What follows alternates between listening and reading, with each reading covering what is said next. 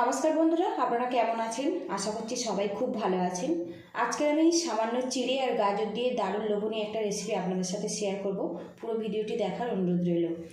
আজকে রেসিপির জন্য এখানে দেখুন পাতলা চিড়ে নিয়েছি 2 মুঠো পরিমাণে, আর এখানে আমি 500 গ্রাম গাজর নিয়েছি। গাজরের গায়ে যে একটা পাতলা আস্তরণ আছে ওটা কিন্তু পরিষ্কার করে ভালো করে ধুয়ে নিয়েছি। এখানে স্টিলের বোল নিয়েছি, বোলের মধ্যে আমি চিড়েটা ঢেলে দেব। এবারে এর মধ্যে জল দিয়ে ভালো করে ধুয়ে নেব।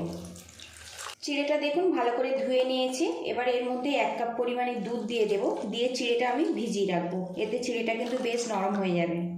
এবার এই চিড়ের মধ্যে আমি দিয়ে দেব পৌনে 1 কাপ পরিমাণে সুজি। এবারে এর মধ্যে দিয়ে দেব 1.5 কাপ পরিমাণে জল। ভালো করে মিক্স করে নেব, নিয়ে এইভাবে রেখে দেব। এতে সুজি আর চিড়েটা কিন্তু বেশ ফুলে নরম হয়ে যাবে। একটা পাত্র দিয়ে ঢেকে রাখবো, রেখে বাকি কাজগুলো করে নেব। এখানে দেখুন একটা গ্রেটার নিয়েছি, গ্রেটারের সাহায্যে গাজরটা গ্রেট করে নেব। আর অবশ্যই কিন্তু সরু গ্রেটার দিয়ে গাজরটা গ্রেট করে নিতে হবে। এইভাবে লম্বালম্বি করে গ্রেট করে নেব। আর বন্ধুরা, প্রতিদিনের মতো আপনাদের কাছে একটা রিকোয়েস্ট করছি, ভিডিওর শুরুতে একটা লাইক দিয়ে চ্যানেলটিকে সাবস্ক্রাইব করে প্লিজ বন্ধুরা সাপোর্ট করবেন, যাতে সামনে এগিয়ে যেতে পারি, নতুন নতুন রেসিপি আপনাদের সাথে খুব সহজে শেয়ার করতে পারি। এইভাবে সবকটা গাজর আমি গ্রেট করে তারপরে আপনাদের সঙ্গে দেখা করছি। এদিকে দেখুন বন্ধুরা, গাজরগুলো গ্রেট করে নিয়েছি। আর গাজর গ্রেট করার পরে আমার মনে হচ্ছে যে অনেকটা বেশি হয়ে যাবে, সেই জন্য সাইডে একটা গাজর আমি রেখে দিয়েছি। এখানে প্যান গরম করে নিয়েছি, আর এর মধ্যে দিয়ে দেবো 1/2 চামচ পরিমাণে ঘি। ঘিটা মেল্ট করে নেব। এবারে এর মধ্যে দিয়ে দেবো গ্রেট করা গাজর। গাজরটা কিছুক্ষণ নাড়াচাড়া করে ভাজা করে নেব। গাজরের যে একটা কাঁচা গন্ধ না, ওটা চলে যাবে। আর বন্ধুরা, অবশ্যই একটু ঘি দিয়ে ভাজার চেষ্টা করবেন, এতে কিন্তু ফ্লেভারটা খুব ভালো আসবে। আর এই রেসিপিটা খেতে অনেক সুস্বাদুভাবে তৈরি হবে। গাজরটা বেশ কিছুক্ষণ ভাজা ভাজা করে নিয়েছি, আর এখন দেখুন গাজরটা কিন্তু পরিমাণে অনেকটাই কমে গেছে। এইভাবে একটু ভাজা করে নিতে হবে। আর এখন গাজরের মধ্যে কোনো রকম কিন্তু কাঁচা গন্ধটা নেই। এবারে এর মধ্যে দিয়ে দেবো খেজুরের গুড়। খেজুরের যে পাটালি গুড় হয় ওটা আমি গ্রেট করে নিয়েছি। মিষ্টির জন্য এখানে আমি গুড় ব্যবহার করলাম, আপনারা চাইলে চিনিও ব্যবহার করতে পারেন। গুড়ের সাথে গাজরটা কিন্তু ভালো করে মিশিয়ে নেব, নিয়ে একটা ডো বানিয়ে নেব।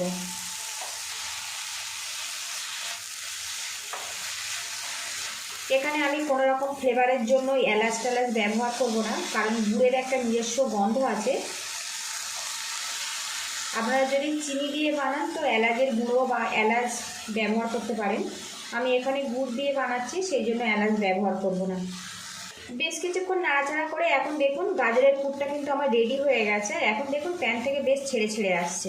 এইভাবে রেডি করে নিতে হবে। আর বন্ধুরা, আপনারা যতটা মিষ্টি পছন্দ করেন সেই মতো কিন্তু এখানে মিষ্টিটা দিয়ে দিতে হবে।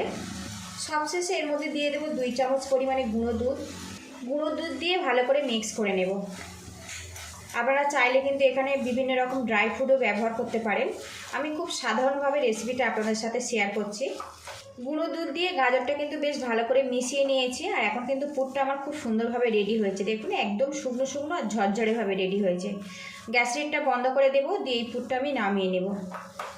এখানে সুজি আর চিড়েটা আমি দুধের মধ্যে ভিজিয়ে রেখেছিলাম, এতে কিন্তু বেশ ফুলে নরম হয়ে গেছে। আর এইভাবে একটু নরম করে নিলে কিন্তু পেস্ট খুব সুন্দরভাবে রেডি হবে। এখানে দেখুন মিক্সিং জার নিয়েছি, জারের মধ্যে দিয়ে দেব। এবারে এর মধ্যে দিয়ে দেব স্বাদ মতো লবণ, দিয়ে দেব 3 চামচ পরিমাণে চিনি। বড় চামচে 3 চামচ চিনি ব্যবহার করলাম। আর এই ব্যাটারটা হালকা হালকা মিষ্টি হবে, সেই মতো বানাতে হবে। ঢাকনা দিয়ে মিহি করে পেস্ট বানিয়ে নেব। চিনিটা সবসময় হাতের ধারে থাকে, সেই জন্য চিনি ব্যবহার করলাম। আপনারা চাইলে কিন্তু গুড়ও ব্যবহার করতে পারেন। সুজি চিড়ের মিশ্রণটা আমার রেডি হয়ে গেছে, বোলের মধ্যে এটা ঢেলে নেব। এখানে যেহেতু সুজির চিড়েটা খুব ভালো মতো ভিজিয়ে নরম করে নিয়েছি, 1 থেকে 2 বার কিন্তু ব্লেন্ড করে নিয়েছি, এতে রেডি হয়ে গেছে। ব্যাটারটা কিছুক্ষণ ফেটিয়ে নেব। আর বন্ধুরা, এই ব্যাটারটা কিন্তু একটু মিডিয়াম ঘনত্বে বানিয়ে নিতে হবে, যেহেতু এর মধ্যে চিড়ে আছে। ব্যাটারটা কিছুক্ষণ ফেটিয়ে নিয়েছি। আর বন্ধুরা, ঘনত্ব আপনাদেরকে একটু দেখাবো। তো দেখুন ঘনত্বটা পড়লে কোনো রকম কিন্তু শব্দ হচ্ছে না, সেইভাবে কিন্তু ব্যাটারটা বানাতে হবে। কিংবা দেখুন একটা হাতার পিছনে নিয়েছি, তো দেখুন একটা মোটা করে কিন্তু লেয়ার করে আছে, এইভাবে কিন্তু রেডি করে নিতে হবে। খুব বেশি কিন্তু পাতলা করা যাবে না। আবারও প্যানটা গরম করে নিয়েছি, আর এখানে দেখুন সামান্য ঘি নিয়েছি, ব্রাশ করে দেব। আপনারা চাইলে কিন্তু তেলও ব্যবহার করতে পারেন। এবার এই প্যানের মধ্যে 1 হাতা ব্যাটার দিয়ে দেব। আর এখন দেখুন বন্ধুরা ব্যাটারটা কি সুন্দর চারিদিকে ছড়িয়ে গেল। হাতার পিছন দিয়ে একটু গোল করে দেব। এখানে যেহেতু আমার প্যানটা একটু সাইজে ছোট আছে, রাউন্ডটা আমি গোল করে একটু ছোট করে তৈরি করব। গ্যাসের হিটটা কিন্তু এই সময় একদম মিডিয়ামে রাখতে হবে। এখানে কিন্তু কোনো রকম ঢাকা দেওয়ার প্রয়োজন হবে না। কিছুক্ষণ পরে দেখবেন একদম ওপরের যে সাদা অংশটা ওটা চেঞ্জ হয়ে একদম অন্য কালার চলে আসবে। তো বন্ধুরা দেখুন ওপরের অংশটা কিন্তু একদম কালার চেঞ্জ হয়ে গেছে। এটা যেহেতু চিড়ে দিয়ে বানানো হয়েছে, এটা কিন্তু অনেক বেশি নরম। এই সময় কিন্তু গ্যাসের হিটটা একটু বাড়িয়ে দেব। তো দেখুন খুব সুন্দরভাবে এটা কিন্তু উঠে গেছে, দেখুন কত সুন্দরভাবে উঠে গেছে। এবার এখানে যে গাজরের পুরটা বানিয়েছিলাম কিছুটা নিয়ে নেব এখানে। এবারে এর মধ্যে আমি লম্বা করে দিয়ে দেব।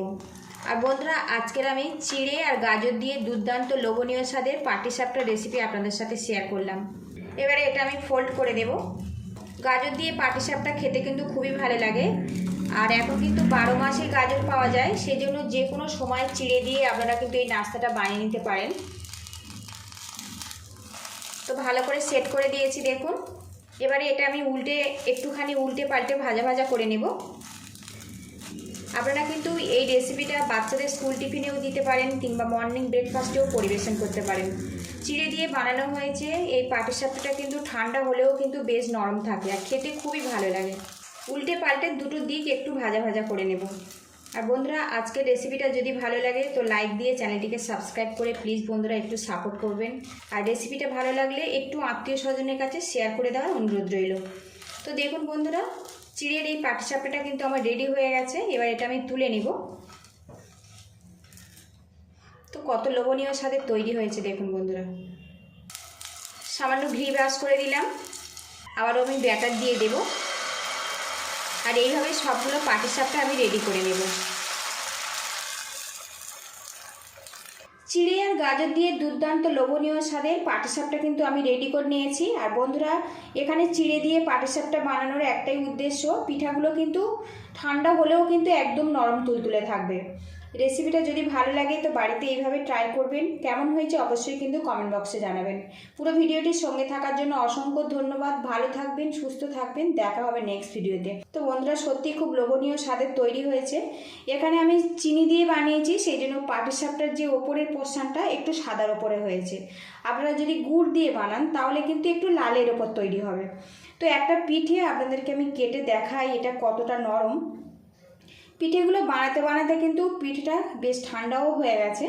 তো দেখুন বন্ধুরা, আর সত্যি খুব লোভনীয় এটা। আর যেহেতু গাজর দিয়ে বানানো হয়েছে, এটা বাচ্চারাও খেলেও কিন্তু অনেক বেশি স্বাস্থ্যকর। তো দেখুন বন্ধুরা কত সুন্দরভাবে এটা রেডি হয়েছে।